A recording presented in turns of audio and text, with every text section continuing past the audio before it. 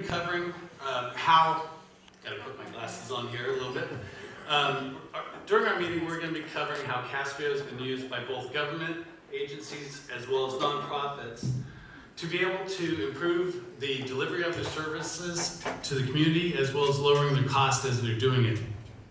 So these organizations, nonprofits, and government agencies come in many different shapes and sizes, and they're delivering different types of services to the communities. For example, healthcare.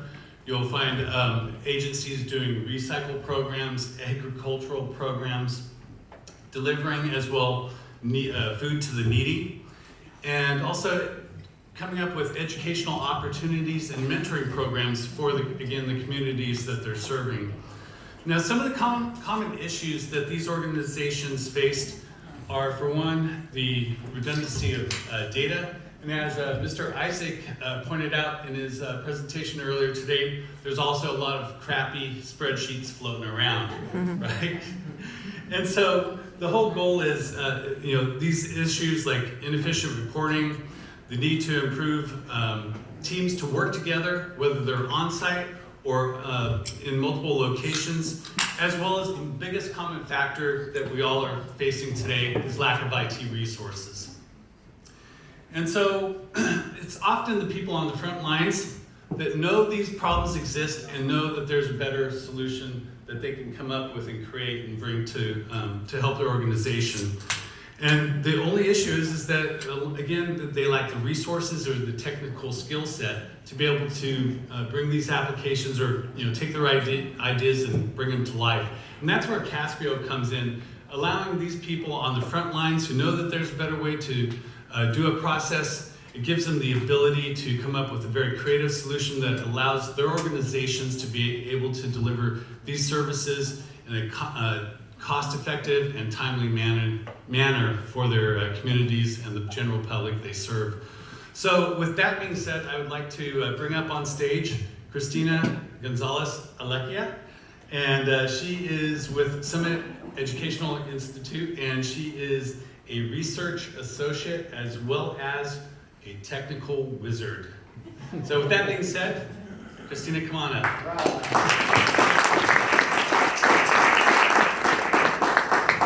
Thank you, everyone. My name is Cristina. Great, thank you so much, Cristina. And now I'd like to introduce Alfredo Ramirez, and he is Director of Operations with Tennessee Department of Health. And so he'll be covering some of the issues that his group faced, including redundancy of data, duplicating efforts and to resolve problems, and attacking data silos. So Alfredo, you use the floor. For cultural and educational development, and she's going to discuss, for one, how she tackled taking her organization from pen and paper to the digital world, and much, much more than that. So Maria, please come on up.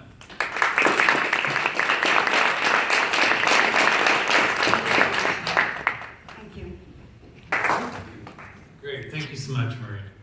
Now, I'd like to just open up and see if there's any questions that you'd like to ask our panel today. Okay, I do have one for you, Cristina. So since you were able to improve reporting and maybe demonstrate the effectiveness of your programs, that obviously gave you the ability to receive more funding, or at least shorten the time frame that it took for you to receive funding for your organization. Did it, the improved reporting help you receive more money or shorten that time frame for you? So it actually did provide us a little bit more funding, but really it was because it was creating a whole lot more work. And the reason is we have a process in there where we still need to check manually when we receive parent consent forms. So partners are able to upload their roster, but we still need a person to go and check when we receive the actual parent consent form. So if anybody has an automated solution to that, we're a nonprofit, 2 words, tax write-off. So if your big companies that figure out how to do that, we'll welcome that. So we did bring another person that's going to help us with the mundane task. However, what we saw in terms of funding was that we received that funding, but there was way more funding that went out to our partners. because we were able to standardize the reporting. So United Way of Summit County actually was a big proponent of our portal, and we met with them, and they were able to basically mold the agreements they had with their fundees so that they were asking only for the data that we were able to provide them.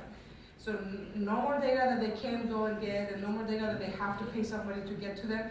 So they actually were able to increase their funding to those partners who were aligning with our efforts. So now all they have to do is make sure that they're working with us. They come to quarterly meetings, and that's how we name them as an engaged partner.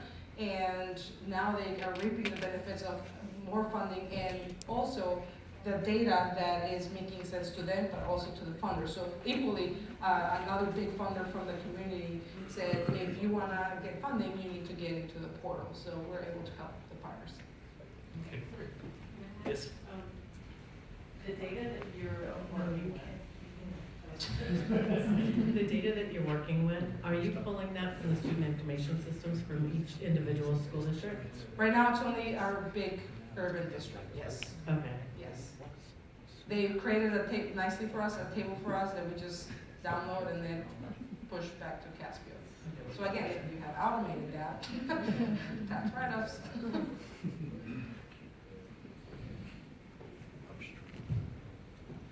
I have a question for Alfredo and then another one for all three panelists.